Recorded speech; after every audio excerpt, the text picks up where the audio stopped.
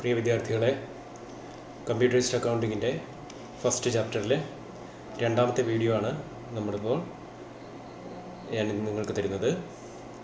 കഴിഞ്ഞ ക്ലാസ് നിങ്ങൾ ശ്രദ്ധിച്ച് കേട്ടിട്ടുണ്ടാകും എന്ന് കരുതുന്നു. Overview of computerised accounting system. ഇതിലാദ്യം നമുക്ക് നോക്കേണ്ടത് അക്കൗണ്ടിങ് സൈക്കിൾ. കഴിഞ്ഞ വർഷം നിങ്ങൾ +1 അക്കൗണ്ടൻസി പഠിക്കുമ്പോൾ അക്കൗണ്ടിങ് പ്രോസസ്സ് പഠിച്ചിട്ടുണ്ട്. അപ്പോൾ ഈ ഒരു പ്രോസസ്സാണ് അക്കൗണ്ടിങ് സൈക്കിൾ എന്ന് പറയുന്നത്. അതായത് specific steps that are involve in the completion of accounting process. അതായത് നമ്മളത് ആദ്യം ജേണലിൽ റെക്കോർഡ് ചെയ്യണം. ഇപ്പോൾ റെക്കോർഡിംഗ് ഓഫ് ട്രാൻസാക്ഷൻസ് ആണ് ഒന്നാമത്തെ സ്റ്റെപ്പ്. കഴിഞ്ഞ വർഷം നമ്മൾ ജേണലിൽ അല്ലെങ്കിൽ സബ് ഡിവിഷൻസ് ഓഫ് ജേണൽസിൽ നമ്മൾ ട്രാൻസാക്ഷൻസ് റെക്കോർഡ് ചെയ്തു. രണ്ടാമത് എന്ത് ചെയ്തു? ഈ ജേണലിൽ നിന്ന് ലെഡ്ജറിലേക്ക് പോസ്റ്റ് ചെയ്തു. അതാണ് രണ്ടാമത്തെ step, posting of journal entries to the ledger accounts. മൂന്നാമത് we have to balance the ledger accounts and prepare trial balance. ഇതാണ് മൂന്നാമത്തെ step, preparation of trial balance from balances of accounts. After balances are prepared we have to pass some adjusting entries, rectification entries ഒക്കെ record ചെയ്യണം. Next, after passing adjusting entries, we have to prepare adjusted trial balance. Then we have to pass closing entries. And lastly, we have to prepare the financial statements. This is the accounting cycle. ഇതിൻ്റെ explanation വേണ്ട, ഈ steps ക്രമത്തിൽ പഠിച്ചാൽ മതി. കഴിഞ്ഞ വർഷം നമ്മൾ accountancy പഠിച്ച ആ സ്റ്റെപ്പുകൾ നിങ്ങൾക്ക് ഓർമ്മയുണ്ടായാൽ മതി. ഓക്കെ. നെക്സ്റ്റ് പ്രധാനപ്പെട്ടതാണ് ഗ്രൂപ്പിംഗ് ഓഫ് അക്കൗണ്ട്സ്. അക്കൗണ്ട്സിനെ നമ്മൾ 5 ഗ്രൂപ്പ്സായിട്ട് ഡിവൈഡ് ചെയ്യുന്നുണ്ട്. ഏതൊക്കെയാണ് നിങ്ങൾക്കറിയാം. അസറ്റ്സ് കഴിഞ്ഞ വർഷം നമ്മൾ പഠിച്ചതാണ്. Assets, liabilities, capital, revenues and expenses എന്ന് നമ്മൾ 5 ഗ്രൂപ്പായിട്ട് ഡിവൈഡ് ചെയ്തു.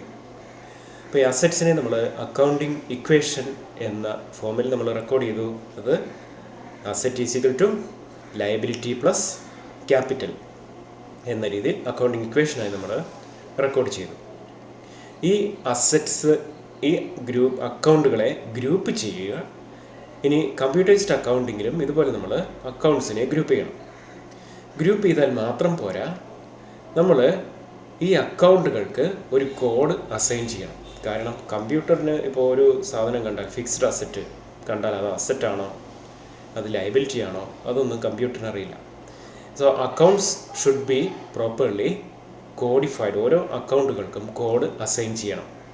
ഇപ്പോൾ കോഡ് എന്ന് പറയുന്നത് it's a system of letter or figure with arbitrary meaning for brevity and for machine processing of information.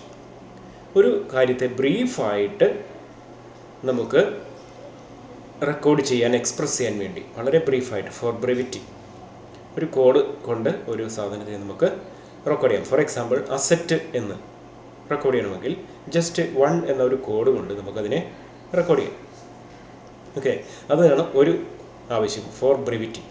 രണ്ടാമത്തേത് ഫോർ മെഷീൻ പ്രോസസ്സിംഗ്. കമ്പ്യൂട്ടർ ഉപയോഗിച്ച് ഒരു ട്രാൻസാക്ഷൻ പ്രോസസ്സ് ചെയ്യാനും നമ്മൾ ഈ കോഡുകൾ ഉപയോഗിക്കും. അപ്പോൾ കോഡ് എന്താണെന്ന് പഠിക്കുക. Code means A system of letter or figure with arbitrary meaning for brevity and for machine processing of information. So this code is an identification mark. ഒരു ഐഡൻറ്റിഫിക്കേഷൻ മാർക്കാണ് ഈ കോഡ് എന്ന് പറയുന്നത്. ഇനി codification refers to allotting code numbers to accounts in a hierarchical structure. അക്കൗണ്ട്സിന് hierarchical സ്ട്രക്ചറിൽ ഒരു code number assign ചെയ്യുന്നതിനാണ് കോഡിഫിക്കേഷൻ എന്ന് പറയുന്നത്. Next, types of codes. 3 തരത്തിലുള്ള കോഡുകളുണ്ട്. Sequential codes, block codes and mnemonic codes. 3 തരത്തിലുള്ള കോഡുകളുണ്ട്. 1 sequential codes, 2 block codes and 3 mnemonic codes. നമുക്ക് ഓരോന്നും നോക്കാം എന്താണെന്ന്. ഒന്നാമത്തേത് sequential codes. In sequential code numbers and letters are assigned in consecutive order. For example നിങ്ങളുടെ ക്ലാസ്സിലെ റോൾ നമ്പർ നോക്കൂ, അതൊരു കോഡാണ്. 1 2 3 4 അങ്ങനെ നമ്മൾ 64 വരെയുള്ള നമ്പറുകളാണ് നിങ്ങൾക്ക് റോൾ നമ്പറായിട്ട് അസൈൻ ചെയ്തിരിക്കുന്നത്. ഈ സീരിയലി നമ്പേർഡായ ഇതിനെ നമ്മൾ സീക്വൻഷ്യൽ കോഡ് എന്ന് പറയും. ABCD എന്ന് മറ്റൊരു കോഡാകാം, അതിനെ നമ്മൾ സീക്വൻഷ്യൽ കോഡ് എന്ന് പറയും. A1 A2 A3 എന്ന് പറയുന്നത് മറ്റൊരു കോഡാണ്, അതിനെ നമുക്ക് സീക്വൻഷ്യൽ കോഡ് എന്നാണ് പറയുക. ഓക്കെ, അപ്പോൾ ഇങ്ങനെ ക്രമത്തിൽ കൊടുക്കുന്നതിനെയാണ് നമ്മൾ സീക്വൻഷ്യൽ കോഡ് എന്ന് പറയുന്നത്. These are applied to source documents such as checks and invoices. ചെക്കുകൾക്ക് ഇൻവോയ്സുകൾക്കൊക്കെയാണ് നമ്മൾ സീക്വൻഷ്യൽ കോഡ് അപ്ലൈ ചെയ്യുന്നത്. എക്സാമ്പിൾ തന്നിട്ടുണ്ട്, നോക്കുക. രണ്ടാമത്തേതാണ് block codes. Block code a range of numbers is partitioned into a desired number of subranges and each subrange is allotted to a specific group. For example, നമ്മളൊരു electronic ഷോപ്പിൽ പോവുകയാണെങ്കിൽ അവിടെ വ്യത്യസ്ത തരത്തിലുള്ള സാധനങ്ങളുണ്ട്. ടെലിവിഷൻസ് ഉണ്ട്, വാഷിംഗ് മെഷീൻസ് ഉണ്ട്, fridges ഉണ്ട്, മിക്സീസ് ഉണ്ട്, ഇങ്ങനെ പലതരത്തിലുള്ള ഐറ്റംസ് കാണും. ഈ ഓരോ ടൈപ്പ് പ്രൊഡക്റ്റിനും ഒരു കോഡ്, ഒരു സീരിയൽ കോഡ് അസൈൻ ചെയ്യുന്നു. അതായത് 1000 മുതൽ 1999 വരെ ടെലിവിഷന് കോഡ് അസൈൻ ചെയ്യുന്നു. ഇനി അതിൽ തന്നെ നമുക്ക് വീണ്ടും ബ്ലോക്കുകൾ അസൈൻ ചെയ്യാം. 1000 മുതൽ 1100 വരെ LED TVകൾക്ക്, 1000 മുതൽ 1100 വരെ, 1101 മുതൽ 2200 വരെ OLED TVകൾ, ഇങ്ങനെ വ്യത്യസ്ത തരത്തിലുള്ള TVകൾക്ക് അല്ലെങ്കിൽ ബ്രാൻഡ് നെയിം അനുസരിച്ച് ഓരോ ബ്ലോക്ക്, ഓരോ പ്രൊഡക്റ്റുകൾക്ക് അസൈൻ ചെയ്യുന്ന രീതിയിലുള്ള കോഡിംഗ് സ്ട്രക്ചറിനെയാണ് ബ്ലോക്ക് കോഡ് എന്ന് പറയുന്നത്. ഇവിടെ ഒരു ബ്ലോക്ക് കോഡ് ഒരു പർട്ടിക്കുലർ പ്രൊഡക്റ്റിന് അസൈൻ ചെയ്യുന്നു. ആ ബ്ലോക്കിനുള്ളിൽ ആ പ്രൊഡക്റ്റുകളെല്ലാം നമ്മൾ ഉൾപ്പെടുത്തുന്നു. 2000 മുതൽ 2999 വരെ മൊബൈൽ ഫോൺസിന്, അതിൽ 2000 മുതൽ 2199 വരെ സാംസങ് മൊബൈൽ ഫോൺ, അതുപോലെ 2101 സാംസങ്ങിൻ്റെ ഏതെങ്കിലും പർട്ടിക്കുലർ മോഡൽ കോഡ് കൊടുക്കാം. അങ്ങനെ ആ രീതിയിൽ കോഡ് കൊടുക്കുന്നതിനാണ് ഒരു ബ്ലോക്ക് കോഡ് ഒരു പർട്ടിക്കുലർ പ്രൊഡക്റ്റിനെ അസൈൻ ചെയ്യുന്നതിനാണ് ബ്ലോക്ക് കോഡ്സ് എന്ന് പറയുന്നത്. എക്സാമ്പിൾ ഓർത്തിരിക്കുക. രണ്ടാമത്തത് ന്യൂമോണിക് കോഡ്സ്. നമ്മൾ റെയിൽവേ സ്റ്റേഷൻ്റെയൊക്കെ കോഡുകൾ നിങ്ങൾ കണ്ടിട്ടുണ്ടാവും. റെയിൽവേ സ്റ്റേഷൻ്റെയൊക്കെ കോഡുകൾ എങ്ങനെയാണ്? അവിടെ സ്ഥലപ്പേരിൻ്റെ അബ്രിവിയേഷനാണ് റെയിൽവേ സ്റ്റേഷൻ്റെ കോഡുകളൊക്കെ ആയിട്ട് അസൈൻ ചെയ്യുന്നത്, അല്ലേ? എന്താണ് railway station codes? NLR, KHD, PNR, ഇതൊക്കെ ഏത് സ്റ്റേഷൻ്റെ കോഡാണെന്ന് നിങ്ങൾക്ക് അറിയാമായിരിക്കും. So it consists of alphabets or abbreviations as symbols to codify a place of information. ഒരു സ്ഥലത്തിനെ സൂചിപ്പിക്കാൻ അല്ലെങ്കിൽ ഒരു പ്രൊഡക്റ്റിനെ സൂചിപ്പിക്കാനാകാം. ഏതെങ്കിലും ഒരു സാധനത്തിനെ സൂചിപ്പിക്കാൻ ആ പ്രൊഡക്റ്റിൻ്റെ അല്ലെങ്കിൽ സ്ഥലത്തിൻ്റെ പേരിൻ്റെ അബ്രിവിയേഷൻ ഉപയോഗിക്കുന്ന രീതിയിലുള്ള കോഡിനെയാണ് ന്യൂമോണിക് കോഡ് എന്ന് പറയുന്നത്. അതിൻ്റെ ബെസ്റ്റ് എക്സാമ്പിളാണ് റെയിൽവേ സ്റ്റേഷൻ കോഡുകൾ. Railway station codes. അപ്പോൾ ഇത്രയുമാണ് നമ്മൾ കോഡിംഗ് സ്ട്രക്ചർ പഠിക്കുന്നത്. ഇനി നമുക്ക് നമ്മുടെ അക്കൗണ്ടുകൾക്ക് എങ്ങനെയാണ് കോഡ് ചെയ്യുന്നത് എന്ന് നോക്കാം. അക്കൗണ്ടുകൾ നേരത്തെ നമ്മൾ പറഞ്ഞു, അക്കൗണ്ട്സിനെ നമ്മൾ 5 ആയിട്ട് ഡിവൈഡ് ചെയ്തു. അപ്പോൾ ഈ 5 ഗ്രൂപ്പിന് നമുക്ക് ഓരോ നമ്പറുകൾ കൊടുക്കാം. 1 എന്നത് അസറ്റാണ്. 2 എന്നത് ലയബിലിറ്റിയാണ്, കോഡ് കൊടുത്തു. 3 എന്നത് ക്യാപിറ്റലാണ്, നമ്മൾ ഈ രീതിയിൽ കോഡ് കൊടുക്കുകയാണ്. 4 എന്ന് കോഡ് കൊടുക്കുന്നു, നമ്മൾ റവന്യൂസിന് 4 എന്ന് കോഡ് കൊടുക്കുന്നു. എക്സ്പെൻസിന് 5 എന്ന കോഡ് കൊടുക്കുന്നു. ഇനി അസറ്റിനെ നമ്മൾ 2 ആയിട്ട് ഡിവൈഡ് ചെയ്യുന്നുണ്ട്. Fixed assets, current assets. അതിൽ ഫിക്സ്ഡ് അസറ്റ്സിന് 1 ഇതിൽ ആദ്യത്തെ 1 എന്ന് പറയുന്നത് അസറ്റിനെ സൂചിപ്പിക്കുന്നതും രണ്ടാമത്തെ 1 ഫിക്സ്ഡ് അസറ്റിനെ സൂചിപ്പിക്കുന്നതുമാണ്. ഇനി ഫിക്സ്ഡ് അസറ്റ്സിലെ ലാൻഡിനെ സൂചിപ്പിക്കാൻ 1 എന്ന് കോഡ് കൊടുക്കുക. ആദ്യത്തെ 1 അസറ്റാണ്, രണ്ടാമത്തെ 1 ഫിക്സ്ഡ് അസറ്റ്സ് ആണ്, മൂന്നാമത്തെ 1 ഈ ലാൻഡിൻ്റെ കോഡാണ്. നെക്സ്റ്റ് കോഡ് കൊടുക്കുക 1 1 3. ഇവിടെ ക്രമത്തിൽ 1 കഴിഞ്ഞ് 3 കൊടുക്കാൻ കാരണമുണ്ട്. ഇവിടെ ലാൻഡ് കഴിഞ്ഞ് നമുക്ക് മറ്റേതെങ്കിലും ഇനി ലാൻഡുമായി ബന്ധപ്പെട്ട അല്ലെങ്കിൽ മറ്റൊരു ലാൻഡ് നമുക്ക് ആഡ് ചെയ്യണമെങ്കിൽ അതിനൊരു കോഡ് കൊടുക്കാനുള്ള ഫ്ലെക്സിബിലിറ്റി നമ്മൾ ഈ കോഡ് അസൈൻ ചെയ്യുമ്പോൾ കൊടുത്തിരിക്കണം. അതുകൊണ്ടാണ് ഇവിടെ 2 നമ്പർ വിട്ട് 3 എന്ന കോഡ് കൊടുക്കുന്നത്. നമ്മളല്ലാതെ ഇവിടെ 2 കൊടുത്തു കഴിഞ്ഞാൽ മറ്റൊരു ലാൻഡ് വന്നാൽ നമുക്കത് ചേർക്കാൻ കഴിയില്ല. ഇനി ഇവിടെ അതുപോലെ കൊടുക്കുക. പ്ലാന്റ് ആൻഡ് ബിൽഡിങ്ങിന് പ്ലാന്റ് ആൻഡ് മെഷീനറി 1.1.5. ഓക്കെ, അതുപോലെ ഫർണിച്ചർ ആൻഡ് ഫിക്സ്ചേഴ്സിന് 1.1.7. ഓക്കെ, ഇത്തരത്തിൽ ആണ് നമ്മൾ കോഡ് അസൈൻ ചെയ്യേണ്ടത്. ഓക്കെ, ഇതുപോലെ ഈ തന്നിരിക്കുന്ന മുഴുവൻ അസറ്റുകൾക്കും ലയബിലിറ്റിയുടെയും കൂടി ഞാൻ ചെയ്ത് കാണിക്കാം. ലയബിലിറ്റിയുടെ 2 ആണ് ലയബിലിറ്റിയുടെ കോഡ്. പോയിന്റ് ആദ്യത്തേത് 1.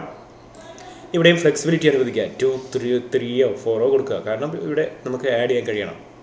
ഒരു കോഡ് എപ്പോഴും അസൈൻ ചെയ്യുമ്പോൾ നമുക്ക് we have to ensure a flexibility also. Okay, നമ്മൾ ഫ്ലെക്സിബിലിറ്റി അനുവദിക്കണം, റിജിഡായി പോകാൻ പാടില്ല.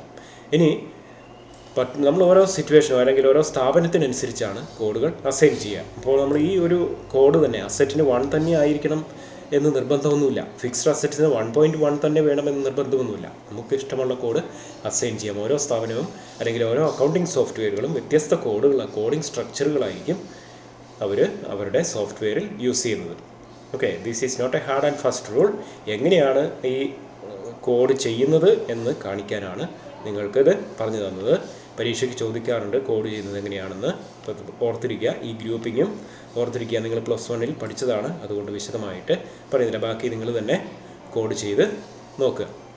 ഓക്കെ, നെക്സ്റ്റ് ഇനി നമുക്ക് പഠിക്കേണ്ടത് എങ്ങനെയാണ് ഒരു കോഡ് നമുക്ക് ഡെവലപ്പ് ചെയ്യുന്നത്.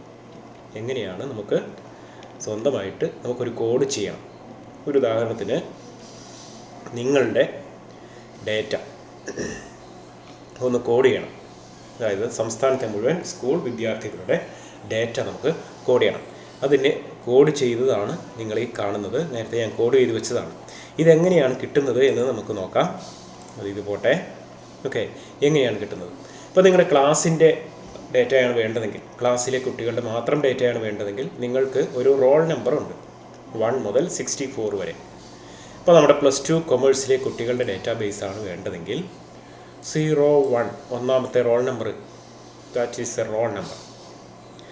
ഇനി നമുക്ക് +2 ക്ലാസ്സുകളുടെ മൊത്തം കുട്ടികളുടെ ഡേറ്റയും ഉൾപ്പെടുത്തണമെങ്കിൽ എന്ത് വേണം? നമുക്ക് ഈ 01 റോൾ നമ്പർ മാത്രം പോരാ. കാരണം 01 എന്ന റോൾ നമ്പർ, 1 എന്ന റോൾ നമ്പർ കൊമേഴ്സ് ക്ലാസ്സിലുണ്ട്, സയൻസിലുണ്ട്, ഹ്യൂമാനിറ്റീസിലുമുണ്ട്. അപ്പോൾ നമുക്ക് ഇത് ഏത് ക്ലാസ് ആണെന്ന് ഐഡൻറ്റിഫൈ ചെയ്യണം. അതിന് നിങ്ങൾക്ക് കോഴ്സ് കോഡുണ്ട്. കൊമേഴ്സിന് 38 ആയിരിക്കും കോഡ്, സയൻസിന് 1 ആണ്. അപ്പോൾ ഒരു 2 ഡിജിറ്റ് നമ്പർ കൊടുക്കുക. ഇവിടെ 38 എന്ന് കോഡ് കൊടുക്കുന്നു. കൊമേഴ്സാണ്. ഇപ്പോൾ മനസ്സിലായി, കൊമേഴ്സിലെ ഒന്നാമത്തെ റോൾ നമ്പറാണ്.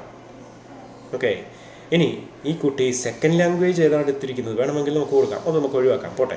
ഇനി ഈ കുട്ടി ഫസ്റ്റ് ഇയർ ആണോ സെക്കൻഡ് ഇയർ ആണോ നമുക്കറിയാം. ഇവിടെ നമുക്ക് ഫസ്റ്റ് ഇയർ ആണോ സെക്കൻഡ് ഇയർ ആണോ എന്ന് അറിയത്തില്ല.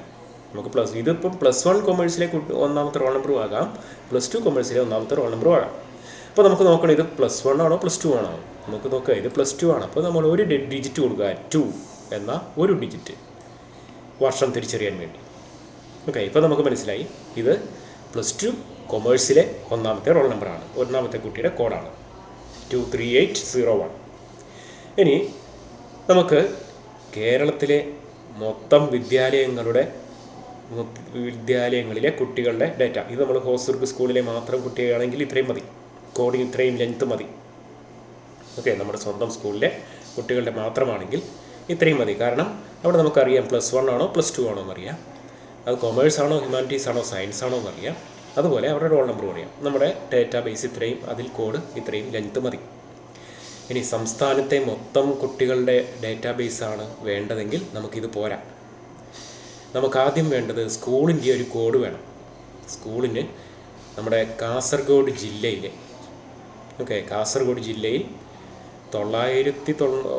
സ്കൂളിൽ കൂടുതൽ ഇല്ല, 1000-ൽ താഴെ സ്കൂളുകളേ ഉള്ളൂ. അപ്പോൾ 3 ഡിജിറ്റ് സ്കൂളിന് കോഡ് കൊടുക്കണം.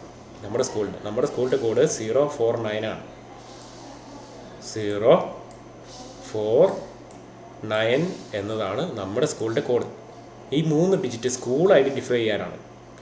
ഇപ്പോൾ നമുക്ക് കാസർഗോഡ് ജില്ലയിലെ +1 +2 കുട്ടികളുടെ മുഴുവൻ ഡേറ്റയും സ്റ്റോർ ചെയ്യാനുള്ള ഒരു കോഡ് നമ്മളിപ്പോൾ ഡെവലപ്പ് ചെയ്ത് കഴിഞ്ഞു. സംസ്ഥാനത്തെ മൊത്തമായില്ല, കാസർഗോഡ് ജില്ലയിലെ മുഴുവൻ കുട്ടികളുടെയും. കാരണം ആദ്യത്തെ 3 ഡിജിറ്റ് നോക്കുമ്പോൾ ഏത് സ്കൂളാണെന്നറിയാം, അടുത്ത 1 ഡിജിറ്റ് നോക്കുമ്പോൾ ഫസ്റ്റ് ഇയർ ആണോ സെക്കൻഡ് ഇയർ ആണോ എന്നറിയാം, അപ്പോൾ അടുത്ത 2 ഡിജിറ്റ് നോക്കുമ്പോൾ അത് കൊമേഴ്സ് ആണോ ഹ്യൂമാനിറ്റീസ് ആണോ സയൻസ് ആണോ എന്നറിയാം. പിന്നത്തെ 2 ഡിജിറ്റ് നോക്കുമ്പോൾ അവരുടെ റോൾ നമ്പർ അറിയാം. ഓക്കെ, ഇനി നമുക്ക് കേരളത്തിലെ മൊത്തമാണ് വേണ്ടതെങ്കിലോ നമ്മൾ ജില്ലയുടെ കോഡ്, ഡിസ്ട്രിക്റ്റ് കോഡ് കൂടി ചേർക്കുക. 1, 4. ഓക്കെ, ഇതും കൂടി ചേർത്താൽ സംസ്ഥാനത്തെ മൊത്തം വിദ്യാർത്ഥികളുടെ ഡേറ്റാബേസ് സ്റ്റോർ ചെയ്യാനുള്ള ഒരു കോഡ് നമ്പർ അസൈൻ ചെയ്ത് കഴിഞ്ഞു. ഓക്കെ, ഇത്തരത്തിലാണ് നമ്മൾ ഒരു കോഡിംഗ് സ്ട്രക്ചർ ഡെവലപ്പ് ചെയ്യേണ്ടത്. നിങ്ങളുടെ ടെക്സ്റ്റിലുണ്ട് ഇതിൻ്റെ വിശദീകരണം. നോട്ട് നിങ്ങൾക്ക് PDF ആയിട്ട് തരാം. അത് ഉപയോഗിക്കുക. ഈ കോഡിംഗ് സിസ്റ്റം എങ്ങനെയാണ് എന്ന് നിങ്ങൾ നിങ്ങളുടെ ടെക്സ്റ്റ് നോക്കി തന്നെ പഠിക്കുക. ഇതിങ്ങനെ നിങ്ങൾ ചെയ്ത് നോക്കിയാൽ മാത്രമേ നിങ്ങൾക്ക് മനസ്സിലാകൂ. So thank you for listening this class. After listening this class, please write the notes also.